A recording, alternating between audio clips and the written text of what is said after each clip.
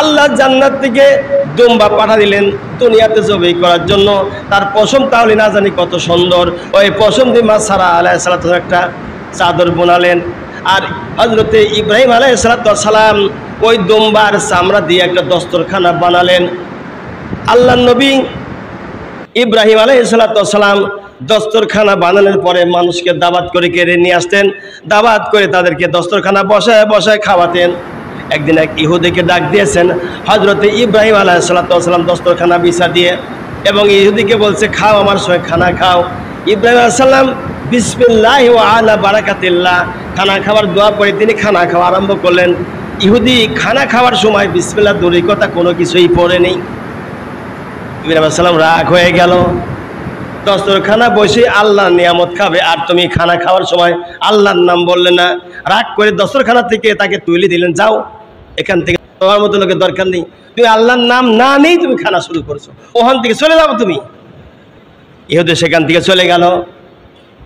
কিছুক্ষণের মধ্যে আল্লাহ রাব্বুল আলামিন জিবরাইল ফেরেশতাকে পাঠা দিয়েছেন। নবী ইব্রাহিম আলাইহিস সালামের কাছে এসে বলছেন, ও আল্লাহর নবী, আল্লাহ রাব্বুল আলামিন জানিয়েছেন ইহুদি নাসারা বৌদ্ধ খ্রিস্টান কাফিরেরা নাফরমানি করে, শিরকি করে, আল্লাহর বিরোধিতা করে, আল্লাহ এগুলো জানার পরেও আল্লাহ তাদের খাওয়ায় পড়ায়, আর আপনি এক ওয়াক্ত একজন মানুষকে খাওয়াতে লাগে খাবার বাসন থেকে তাকে তুলে দিলেন, কারণটা কি? ইব্রাহিম আলাইহিস সালাম তখন ভুল ভেঙে গেল, সঙ্গে সঙ্গে তিনি খানা বন্ধ করে ছুটলেন দেখার জন্য লোকটি কোথায় গেল, ধরতে গেল, কোথায় গেল তাকে তালাশ করতে গেল, খুঁজতে খুঁজতে এক জায়গায় পেয়ে গেল যে ইহুদি সেখানে দাঁড়া রয়েছে। ইহুদিকে বলছে, ভাই আমার ভুল হয়ে গেছে, খানার প্লেট থেকে তোমাকে তুলে দেওয়া ঠিক হয়নি, তুমি চলো। ইহুদি আবার বেকা হলো, ইহুদি বলতেছে এর গুরু রহস্য না জানা পর্যন্ত আমি আপনার বাড়িতে খানা খেতে যাব না। আপনি খানার প্লেট থেকে আমাকে তুলে দিলেন, আবার আপনি আমাকে নিয়ে এসে খানায় বসানোর জন্য এত অনুনয় বিনয় করতেছেন, কারণটা কি? এই কথা না আমাকে বলা পর্যন্ত আমি আপনার বাড়ি যাব না, খানাও খাবো না। আল্লাহ নবী হযরত ইব্রাহিম আলাইহিস সালাম বলেন, ইহুদিরে আমি যখন তোমাকে খানা লেপের দিকে তুলে দিয়েছি, তুমি যদি বিসমিল্লাহ বলে খানা খেতে তাহলে আমাকে তোমাকে তুলে দিতাম না। তুমি খানা খাওয়ার সময় আমার আল্লাহর নাম নাওনি, আল্লাহর নিয়ামত খাইলে আল্লাহর নাম নিতে হয়, বিসমিল্লাহি ওয়া আলা বারাকাতিল্লাহ। আর খানা খাওয়ার সময় এই দোয়া করে খানা খেতে হয়। তুমি যখন খানা খেতে বসেছো আল্লাহ রাব্বুল আলামিনের কোনো নামই তুমি নাও নাই, বিধায় তোমাকে আমি তুলে দিয়েছিলাম।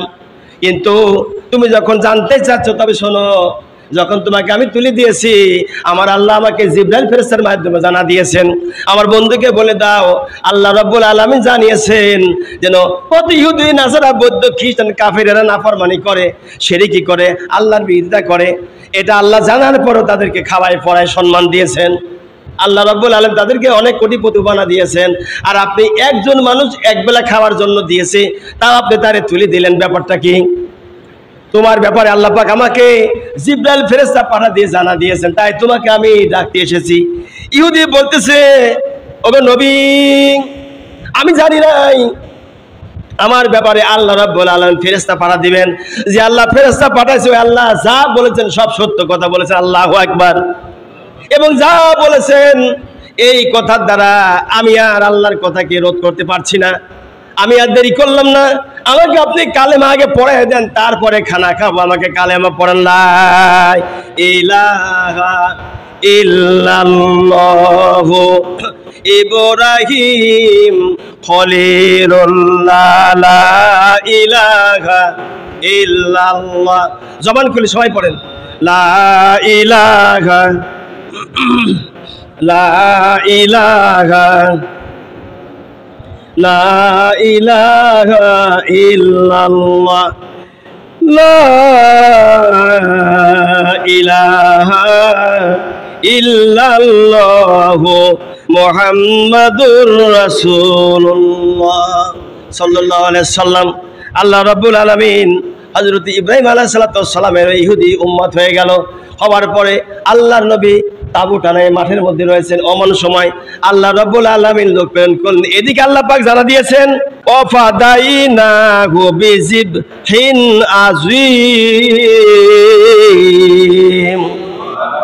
আল্লাহ জানা দিলেন আমি রাব্বুল আলামিন আমার ইব্রাহিমকে বড় কুরবানি দিয়ে আমি তাকে তার সন্তানকে আমি আল্লাহ বাঁচা দিয়েছি। কেন বাঁচালাম শোনো, এই দুনিয়ার মানুষ যখন আল্লাহর হয়ে যায়, আল্লাহর পক্ষে যারা থাকবে, আল্লাহ রাব্বুল আলামিন তখন বান্দার হয়ে যায়। ওয়া তারাকুনা আলাইহি ফিল আখিরিন।